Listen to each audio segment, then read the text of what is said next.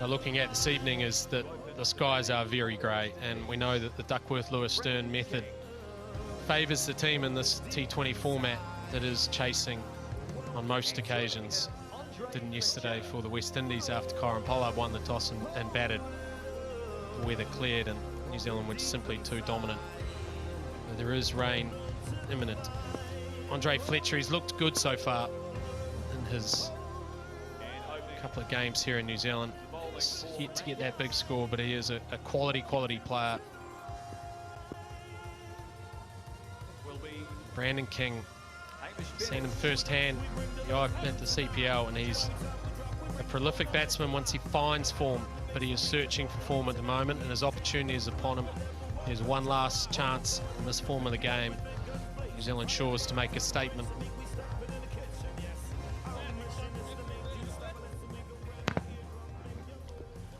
First game is captain. Captain says, I'll have the first ball.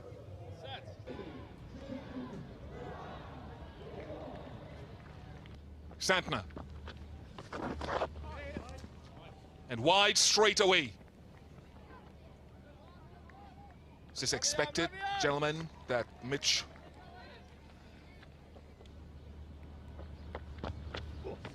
Lovely Mitchie, lovely Mitchie! And it's understandable in some ways how it's gone down the leg side a couple of times. Nice strike. Come on there, Mitchie boy! Big strike.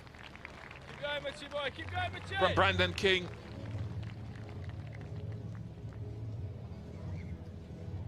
He showed his hand, the ball before. On this occasion, he does the same thing. He comes down the wicket, dances down the track. There's no spin with this.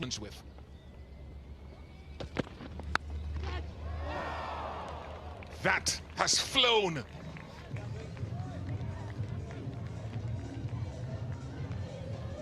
Yeah, Lockie comes in to try and take that wicket straight up front, doesn't he? He's had success quite recently against this whole West Indies unit, and straight away grains a nick.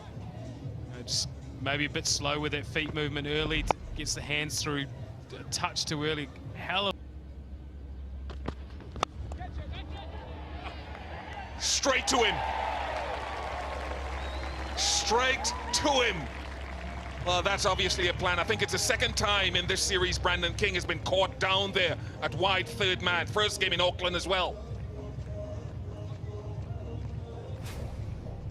Beautifully picked out by Ian Bishop and beautifully executed by Lockie Ferguson. The wider angle of Ferguson means that the ball is going to go a touch wider than the normal third man position. Slides off the outside edge, and a simple catch down to New Zealand. It's Brandon King who's gone for 11. West Indies 16 for 1.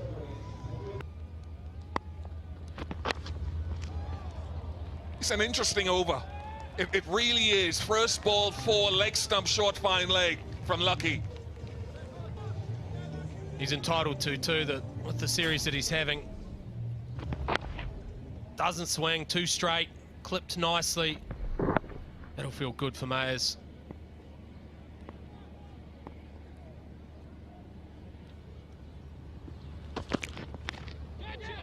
That has flown as well. Unfortunate for Lockie Ferguson.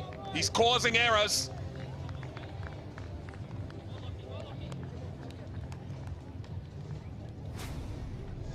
He just creates uncertainty because of the extra pace. He's hitting good lengths as well. Genuine inside edge, good dive from Seifert, but the ball swings a little bit after as well. Beats the outstretched glove of Seifert.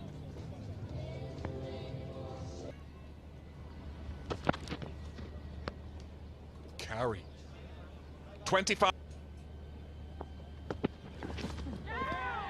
Auckland wicketkeeper, a mentor to many. Made you feel as if the game was meant to be a game. It was meant to be enjoyed for what it was. He just had a tremendous impact, and he's going to be a sad loss. Condolences are to them. May you rest in peace, Ross Dykes. It's sad when anyone leaves the face of the earth, and sad news here is of a different kind, much lighter kind, because the rains have come in, the players are making their way off Jeeton, and as we had at Eden Park, we had these interruptions, I think after 4 deliveries, then after 2 overs. How difficult and challenging is this for the players? Oh, it's ridiculously challenging. You know, the conditions change so quickly.